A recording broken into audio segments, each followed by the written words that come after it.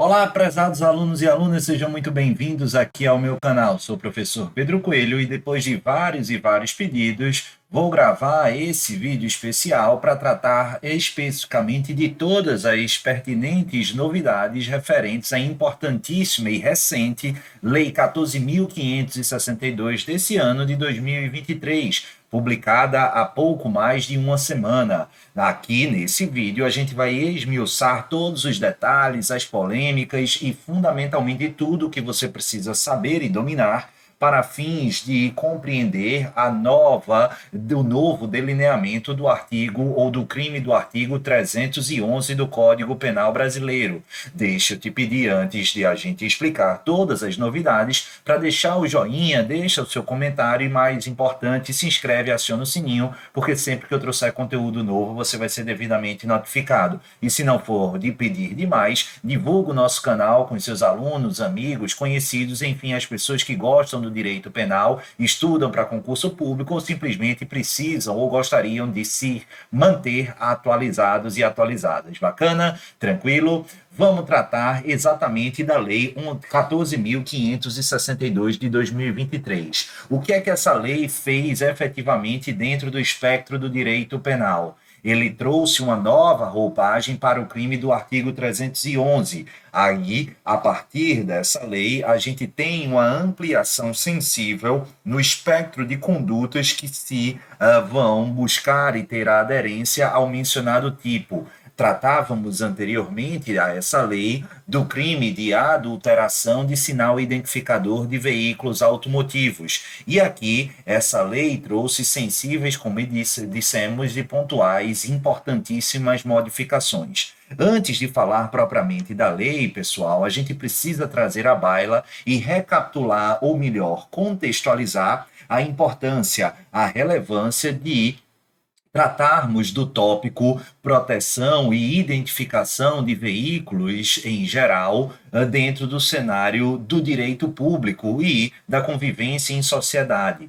Isso porque, pessoal, esses sinais de identificação dos veículos, sejam eles automotivos ou não, é exatamente uma espécie de identidade, como a gente usa as nossas digitais, os nossos documentos, mas em relação aos veículos. Para isso é tão importante, dentro da ótica da fiscalização pública, no seu exercício do direito de polícia, para deliberadamente permitir uma melhor gestão e controle das normas de convívio social, das normas de trânsito, respeito aos pedestres, respeito aos ciclistas, aos motociclistas, enfim, a essa perspectiva, até mesmo porque, através desses sinais de identificação, como o próprio nome diz, que a administração poderá compreender quem foi eventualmente que incorreu em ilegalidade, incorreu em inobservância do dever perante a coletividade estabelecido em lei e aplicar eventuais sancionamentos, como multas, restrições, perda de pontos em carteira de habilitação e assim sucessivamente. Além desse aspecto, atrelado a uma orientação dentro da esfera administrativa, em especial desse poder de polícia, é clara e muito evidente também a relevância para o descortinamento dentro do cenário da persecução penal. Afinal, se um dado veículo é utilizado, e cada vez mais a gente tem verificado essas situações para a prática de uma infração penal, como meio de viabilizar aquele crime, o meio de facilitar a fuga do cenário do delito, é exatamente em face desses elementos de identificação que a gente pode instrumentalizar o aparato persecutório para esclarecer o caso concreto e chegar, eventualmente, até os infratores, até os criminosos, beleza? Então, dúvidas não há de que, para a vida em sociedade, para a vida em coletividade, a importância da identificação desses veículos é absolutamente imprescindível. E se minha palavra não basta, a gente vai inferir e extrair essa relevância do próprio Código de Trânsito Brasileiro em alguns dos seus dispositivos dispositivos. E eu quero destacar aqui pelo menos 3 que vocês vão perceber em que sinais de identificação, seja eles registrados no chassi do carro, no motor, ou mesmo em placas lacradas e efetivamente estabelecidas em carros, em motos, em caminhões, em combis, em utilitários, enfim, em vários desses veículos, isso é não apenas sugerível, mas fundamentalmente necessário, de acordo com os ditames do Código de Trânsito Brasileiro. Vamos dar uma olhadinha aí nesses 3 dispositivos. O artigo 114 do CTB vai dizer: o veículo será identificado obrigatoriamente por caracteres gravados no chassi ou no monobloco, reproduzido em outras partes conforme dispuser as resoluções do Conselho Nacional de Trânsito, do CONTRAN. O veículo, diz o 115, será identificado externamente por meio de placas dianteira e traseira, sendo ela lacrada em sua estrutura, obedecidas às especificações e modelos também estabelecidos pelo CONTRAN, e há uma obrigação da condução do veículo com o lacre, a inscrição do chassi, selo, placa ou qualquer outro elemento de identificação do veículo violado, e se ele violado ou falsificado, incorrerá o agente em infração de trânsito, beleza? Tranquilo? Então tá aí 2 ou 3 dispositivos a partir dos quais a gente extrai indubitavelmente a imprescindibilidade dessa identificação, tanto na gestão como na fiscalização, e justamente as potencialidades de consequências. Agora, doutores e doutoras, deixa eu só passar aqui, a gente vai basicamente começar a entender a Lei 14.562. Antes dessa lei, nós tínhamos lá no artigo 311 a conduta tipificada nesse dispositivo, mas com o nome em iuris de adulteração de sinal identificador de veículo automotor. A gente tinha já há algum tempo 2 críticas mais concentradas em relação a esse dispositivo pela parte ou por parte da doutrina. A primeira é que o senso majoritário percebia a carência de o legislador tipificar de maneira autônoma a conduta da adulteração, aliás, a conduta da supressão dessas marcas. Havia uma controvérsia, uma dúvida e uma insegurança jurídica se a supressão, por exemplo, do número de chassi estaria ou não enquadrada, inserida dentro do contexto da adulteração ou da remarcação, sobretudo da adulteração. Uma parcela dizia que a adulterar não se confunde semanticamente com a supressão ou suprimir, e, portanto, não seria viável ao intérprete do direito conferir alcance elastecido para esse verbo a ponto de incluir e equiparar a conduta de supressão. Outros tantos falavam que, dentro da lógica da supressão ou da adulteração, estaria implicitamente salvaguardada e abarcada a supressão. Mas havia justamente a necessidade de superar essa divergência, o que foi feito com a Lei 14.562, que expressamente, como a gente vai ver daqui a pouco, incluiu mais esse verbo nuclear, passando a ostentar os 3 verbos de adulterar, remarcar e suprimir. Outra, e essa aqui, a crítica mais concentrada e relevante, na minha ótica, era que a restrição do objeto material do crime se limitava a veículos automotores, e isso trazia uma série de consequências e atipicidades no campo criminal. Por exemplo, se determinado agente adulterasse ou remarcasse sinais de identificação de veículos reboque ou semi-reboque, considerando que o Código de Trânsito Brasileiro traz na sua classificação modalidades e espécies diversas de veículo, veículo automotor, reboque, semi-reboque, automático, enfim, assim uma grande margem e gama de classificação, e o nosso legislador faz a restrição do objeto material desse comportamento delitivo apenas à adulteração e remarcação desses sinais de identificação face a veículo automotor, estariam excluídos automaticamente veículos de classificação ou espécies diversas do automotor, dos veículos de automotor. E foi exatamente isso que a Lei 14.562 veio a alterar, a modificar, inclusive partindo, aliás, do próprio nome iuris que foi alterado e modificado pela lei por mim mencionada. Se antes nós tínhamos no 311 o crime de adulteração de sinal identificador de veículo automotor, nós passamos a ter mais simplesmente o crime de adulteração de sinal identificador de veículo. Observe aí na tela que o objeto material aumentou sensivelmente. Vai para a tela. Aí a gente vai ter, após a Lei 14.562, hoje vigente, o crime vai estampar as condutas de adulterar, remarcar ou suprimir número de chassi, monobloco, motor, placa de identificação ou qualquer sinal identificador de veículo automotor, elétrico, híbrido, de reboque, semi-reboque ou de suas combinações, bem como de seus componentes ou equipamentos, sem a autorização do órgão competente. Pena é mantida de 3 a 6 anos e multa, beleza? Então não houve recrudescimento do ponto de vista quantitativo da pena. Houve sim uma ampliação, e aí, nessa ótica, é uma lei, processo ou lei penal potencialmente a pior, por quê? Porque amplia o alcance da norma anteriormente vigente. Beleza? A gente viu aí, e de forma bastante direta, a diferença dos verbos nucleares dentro do espectro do delito do artigo 311. Se antes eu tinha apenas a adulteração e a remarcação, passamos a ter também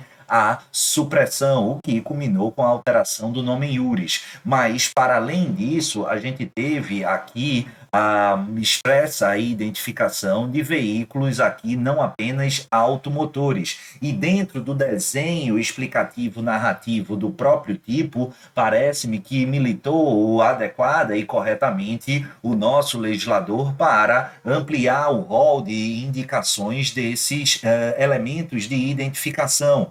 Aqui, de maneira expressa, os sinais e caracteres identificadores alinhavados no caput do 311, além ali da questão do chassi, da placa de identificação, mencionou também monobloco, motor, placa de identificação, tudo aquilo que a gente estabeleceu. E dentro do objeto, essencialmente, se antes tínhamos a ideia de veículo automotor, passamos a ter veículos não apenas automotores, como elétricos, híbridos, reboques, semi-reboques e suas combinações. Aliás, essa mudança me permite fazer um destaque que eu tenho a certeza de que eu estou vivo, vai ser cobrada em prova de concurso público, seja à luz da aplicação da lei penal ou no tempo, ou de outra sorte, questionando aqueles alunos que se limitam de forma bastante direta a ler e revisar sem a devida contextualização precedentes jurisprudenciais. Por que eu estou falando disso? Porque há algum tempo, sobretudo nos últimos 2 ou 3 anos, a gente tem alguns precedentes do Superior Tribunal de Justiça, inclusive por mim comentados como correta a conclusão, no sentido de verificar, por exemplo, veículos reboque ou semi-reboque que tiveram os seus sinais de identificação remarcados ou adulterados e foram entabulados e taxados como condutas típicas, associando tal comportamento ao delito do artigo 311. Contudo, ao chegar no Superior Tribunal de Justiça, ambas as turmas criminais, a quinta e a sexta turma, entendiam que tal comportamento era atípico, naquilo que me parece absolutamente correto. Isso porque, na linha de raciocinar em termos de aderência do fato concreto ao tipo penal em abstrato, quando eu altero, modifico, adultero sinais de identificação de veículo semi-reboque, por exemplo, eu não tenho o correspondente na lei e muito menos no artigo 311. Vejam, na redação anterior à Lei 14.562, havia uma restrição do objeto jurídico, fundamentalmente, do objeto material, fundamentalmente para veículos automotores. E por isso a conduta era atípica. Olha aí o STJ dizendo, da análise da classificação proposta na Lei 9.503, infere-se que os veículos automotores e veículos do tipo reboque ou semi-reboque são considerados categorias distintas, inclusive pelo próprio conceito que lhes é atribuído, já que o primeiro é dotado de aptidão de circular por seus próprios meios, ausente no segundo. Tal constatação impede A adequação típica da conduta prevista no aludido dispositivo do Código Penal, leia-se o artigo 311, a que se atribui ao paciente na exordial acusatória em apreço em respeito à legalidade estrita previsto no artigo 1º do Estatuto Repressor, Código Penal, na sua dimensão da taxatividade. Maravilha? Tranquilo, show de bola, era isso que eu queria destacar. Agora, vejam como o verbo foi conjugado. Essa conduta, por mim mencionada, de adulteração de sinal de identificação de veículo semi-reboque, era atípica. Se cometido doravante a partir da vigência da Lei 14.562, aqui haverá perfeita adequação típico-formal, porque estará contemplada dentro da estrutura da nova redação do artigo 311, no crime de adulteração de sinal de identificador de veículo. Maravilha? Tranquilo? Um ponto que talvez tenha passado à margem da lei ou do legislador foi uma antiga, mas ainda destacada divergência no âmbito doutrinário. Vai se referir, e é maravilhoso isso numa prova de defensoria pública, justamente àquela alteração de placa com fita adesiva. Imagine aqui que você tenha uma letra F, e aí você pega com a placa ou com a fita adesiva preta e coloca uma terceira perninha fazendo o E, ou eventualmente você tenha o número 3 e você completa com a fita adesiva preta para aparecer 8. Aqui, objetivamente, você teria numa modificação daquela placa ou daquele sinal identificador, sim, mas parcela da doutrina enxerga o vocábulo, a expressão, o verbo adulteração ou remarcação como algo efetivamente definitivo, o que não ocorreria, aliás, a título ou através dessa fita adesiva. Então, nesse caminhar, a alteração da lei especificamente sobre essa temática não sofreu ou não trouxe maiores esclarecimentos. Eita, Pedro, então eu vou absolutamente no escuro? Não, como eu disse, esse é um debate ainda que eu acho meio forçado, porém é válido, mas na esfera doutrinária. Isso porque tanto o Superior Tribunal de Justiça como o Supremo Tribunal Federal já de há algum tempo entendem, na minha ótica acertadamente, que estará contemplada na remarcação ou adulteração, ainda que a intervenção seja feita mediante fita adesiva. Trago à baila, inclusive, um precedente extremamente recente do mês passado, ou de pouco mais de um mês, falando sobre esse tópico no STJ. Olha aí, a jurisprudência do Superior Tribunal de Justiça firmou-se que a norma contida no 311 do Código Penal busca resguardar a autenticidade de sinais identificadores dos veículos automotores, sendo, pois, típica a simples conduta de alterar, com fita adesiva, a placa do automóvel, ainda que não caracterizada a finalidade específica de fraudar a fé pública. Agravo regimental no recurso especial 2.009.836 de Minas Gerais. A mesma coisa aí na orientação do Supremo Tribunal Federal. Beleza? Tranquilo? Vamos avançar, por quê? Porque temos algumas outras situações importantes. Aqui, imagine que não haja efetivamente uma remarcação, mas que uma pessoa ela tenha pego um veículo X e simplesmente trocado a placa do veículo X pela placa do veículo Y. Nesse caso, pessoal, a gente teve adulteração, a gente teve remarcação, ou, considerando que a substituição é um verbo diferente desses outros dois, não estaria contemplada nessa conduta tipificada. E aí é interessante porque será que isso vai ser considerado adulteração, remarcação e agora é considerado supressão? Deveria ter o legislador inserido também a ideia de substituição? Aqui o debate, mais uma vez, é doutrinário e, como vocês podem imaginar, temos esse pessoal um pouco mais exigente, né, e rigoroso com essa como é que eu posso dizer, objetividade dos verbos nucleares, mas o fato é que aquele que substitui as placas originais por outras diversas estaria, na visão dos tribunais superiores, mesmo antes aqui da Lei 14.562 de 2023, atuando em consonância com o tipo do artigo 311 e, portanto, isso continuará ou tenderá a continuar como o norte principal. E essa orientação também é dominante no âmbito doutrinário. Dá uma olhada aí na tela. Este Superior Tribunal de Justiça já se manifestou no sentido de que o agente que substitui as placas originais de veículos automotor por placas de outro veículo enquadra-se na conduta prevista no artigo 311, tendo em vista a adulteração dos sinais e identificadores. Recurso especial 1.722.895. A gente viu também lá no CAPT do 311, vejam só que até o presente momento eu ainda estou no CAPT, falando sobre efetivamente uma situação na parte final, sem autorização de órgão competente. E naquele quadro que eu mostrei lá no início, aqui, só para mostrar para vocês, a gente não tem essa expressão final sem autorização do órgão competente na redação originária. Ah, Pedro, isso significa que mudou? Que mudou, isso me parece óbvio. Mas antes, quando da vigência, ou antes da vigência dessa lei de 2023, quando a atuação do artigo 311 se desse mediante autorização dos órgãos responsáveis e competentes, haveria crime? Absolutamente não, né? Aqui é uma inovação inócua, desnecessária. Beleza, pode constar, não há nenhum problema, mas ela não era necessária. Por quê?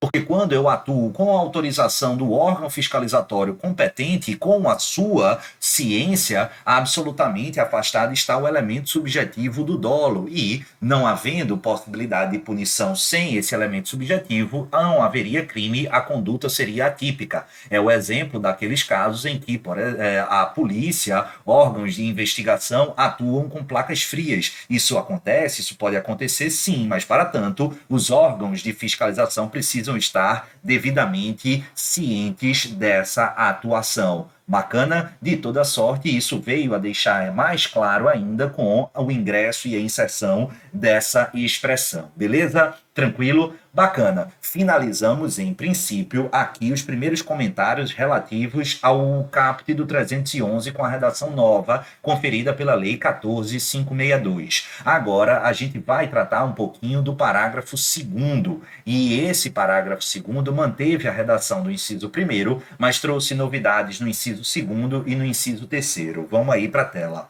O inciso 1º não há que se falar em alteração, porque manteve a mesma coisa, vai responder pelo mesmo delito ou pela mesma pena o funcionário público que contribui para o licenciamento ou registro do veículo remarcado ou adulterado, fornecendo indevidamente material ou informação oficial. Beleza, a coisa fica mais interessante quando eu uso e vou dar uma olhada aqui no inciso 2º. Aquele que adquire, recebe, transporta, oculta, mantém em depósito, fabrica, fornece a título oneroso ou gratuito, possui ou guarda maquinismo, aparelho, instrumento ou objeto essencialmente destinado à falsificação ou adulteração de que trata o caput. O que é que vocês vão lembrar aqui em relação a esse parágrafo 2º, inciso 2º? Obviamente, você automaticamente associa a outro crime, um crime contra a fé pública, lá do artigo 291. Que crime é esse? Petrechos de moeda falsa. Há muita similitude na estrutura desse parágrafo 2º, inciso 2º do 311 com o crime do artigo 291.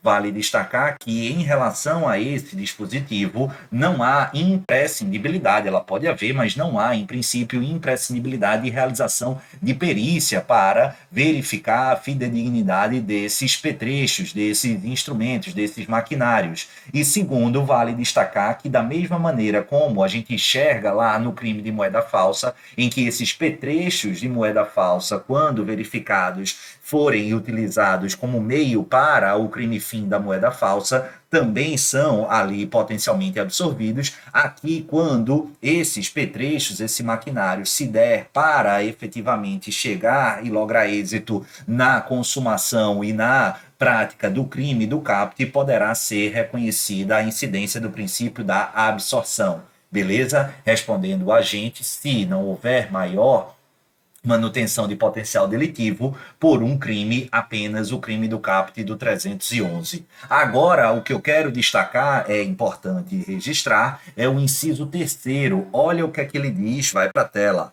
Aquele que adquire, recebe, transporta, conduz, oculta, mantém em depósito, desmonta, monta, remonta, vende, expõe à venda ou de qualquer forma utiliza em proveito próprio ou alheio veículo automotor elétrico híbrido e de reboque, semi-reboque, suas combinações ou partes com o número do chassi ou monobloco, placa de identificação ou qualquer sinal identificador veicular que devesse saber estar adulterado ou remarcado. Olha aí, a gente já tem um pequeno problema aqui. Olha a primeira situação: a aquisição de veículo com sinal de identificação adulterado sabidamente é um fato atípico ou receptação? Esse era um debate que se travava bastante no meio doutrinário.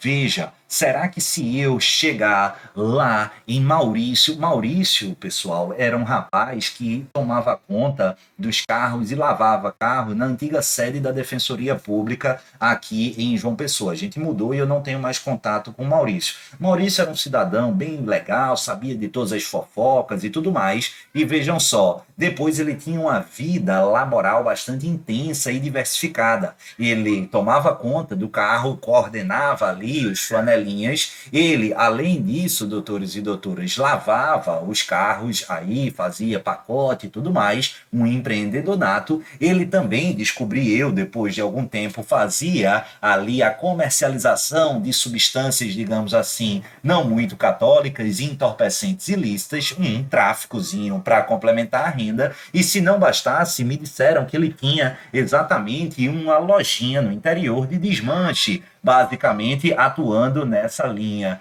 E aí vocês já percebem que o nosso querido Maurício era um frequente ambientado no meio do crime. E por que eu estou falando do grande Maurício? Vamos imaginar que você ou que João das Couves vá lá na lojinha aí do grande Maurício e diga, ó, tô querendo aí comprar um veículo e tal, nem fala nada, mas ele termina comprando um veículo, ele não sabe se é roubado, não há elementos para supor que é roubado, mas ele sabe que é um veículo com sinal de identificação adulterado. Nesse caso, o agente que adquire esse esse veículo com sinal de identificação adulterado, ele vai ou não estar efetivamente aqui cometendo crime. Aí alguns iam dizer que ele estava cometendo receptação, mas será que necessariamente aquele com sinal identificado é um carro roubado? Não há como a gente ter essa certeza. O fato é que a gente tinha alguns já advogando receptação, outros dizendo que a conduta era atípica, essa segunda corrente mais robusta e majoritária, mas agora a casa caiu para Maurício e seus clientes. Se hoje João das Couves for lá e não tiver ido antes, mas for lá agora, na vigência da Lei 14.562, e comprar esse veículo com o sinal adulterado, o que é que vai acontecer? Ele vai incorrer em crime. Crime do artigo 311, parágrafo 2º, inciso 3º. Beleza? Tranquilo? Aqui, doutores e doutoras, vamos imaginar que, diferentemente das situações anteriores, o agente passa a conduzir o veículo com placa suprimida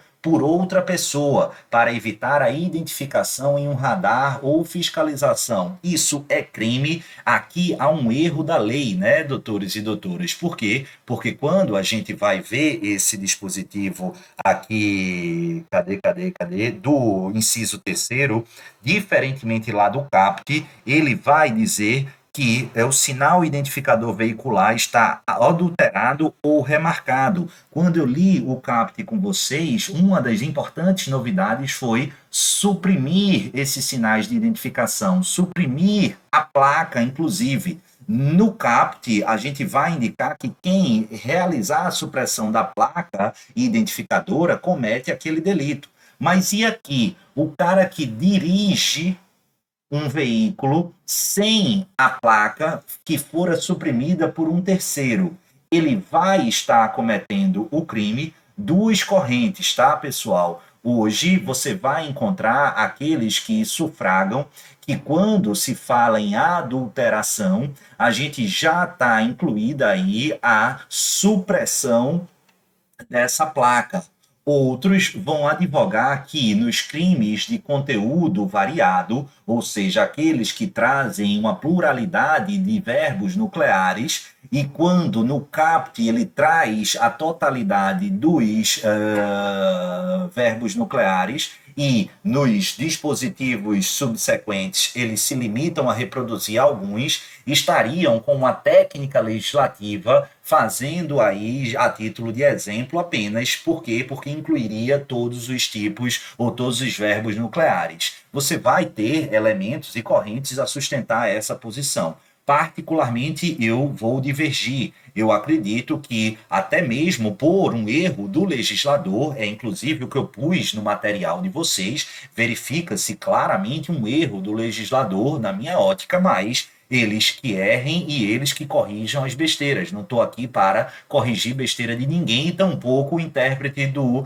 direito penal vai corrigir para fins de viabilizar e identificar um cenário punitivo mais exacerbado. Isso viola fatalmente e frontalmente a lógica entabulada no postulado da legalidade estrita. Então, da mesma forma em que o legislador, diferentemente lá do CAPT, não trouxe aqui nesse dispositivo o verbo suprimir, se alguém é flagrado dirigindo um veículo sem a placa e essa placa tendo sido removida, removida por um terceiro, na minha ótica, não haverá o crime aqui do parágrafo 2º, inciso 3º. Mas essa, sem dúvida alguma, é aí o principal ponto e a principal celeuma que precisará ser refletida na doutrina e fatalmente em alguns anos chegará no espectro do STJ e do Supremo Tribunal Federal. Sobre esse dispositivo do inciso 3º do parágrafo 2º, só para a gente finalizar, eu ainda quero falar do erro, né? Pelo amor de Deus,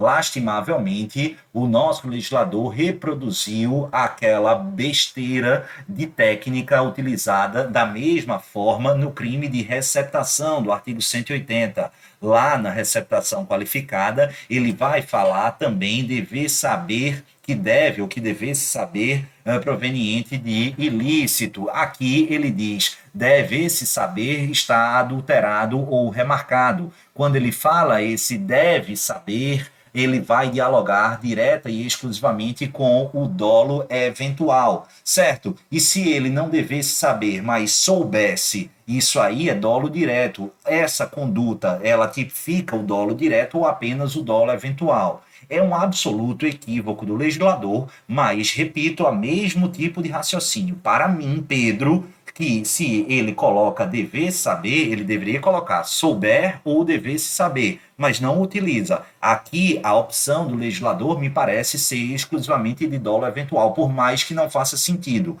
Agora, contudo, vale destacar, diferentemente do que eu disse em relação à subtração ou à remoção, supressão da placa, e, doutores, a gente vai ter um mínimo de coerência e lembrar que em relação ao crime de receptação, quando o legislador comete esse mesmo equívoco redacional, a orientação majoritária da doutrina e tranquila nos tribunais superiores é de que não apenas estaríamos punindo a título de dolo eventual, mas também em dolo direto. Então, por isso, aqui a gente vai aplicar até eventualmente nova e diferente posição dos tribunais superiores, que eu não acredito que aqui haverá incidência desse dispositivo do inciso 3º, parágrafo 2º do 311, também a título de dolo direto e dolo eventual, beleza? E só para a gente finalizar, pessoal, vamos destacar a forma qualificada lá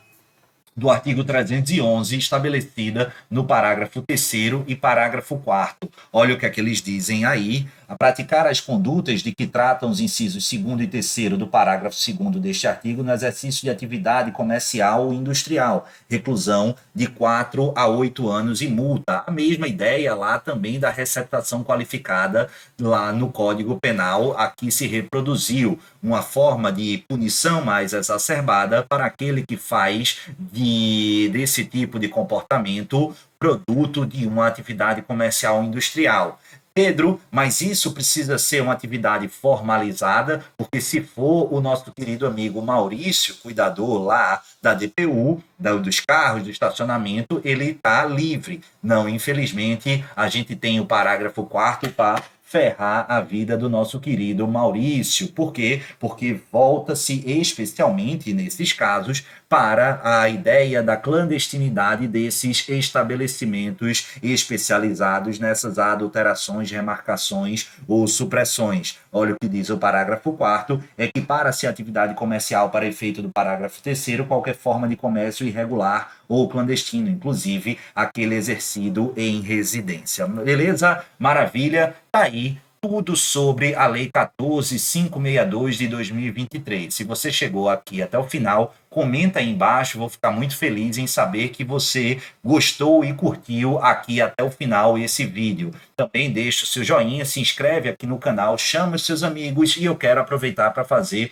um aviso. Eu vou divulgar, mas em meados desse mês de maio de 2023, nós passaremos a ter aqui no canal, provavelmente às quartas-feiras à noite, encontros semanais, um grupo de estudo criminal no qual eu tratarei ao vivo todas as semanas um tema específico ou uma pluralidade de temas, de novas leis, de temas específicos de penal, processo penal, execução penal, leis penais especiais, eventualmente de criminologia. A gente vai trazer novidades legislativas como essas, enfim, a gente vai dialogar, a gente vai conversar e a gente, acima de tudo, vai aprender muita coisa bacana e eu conto com a audiência ao vivo de vocês, com a inscrição de vocês para a gente cada vez mais conseguir potencializar e criar quadros específicos aqui no canal, porque é sempre uma fonte importante de estudo e de troca de conhecimento, beleza?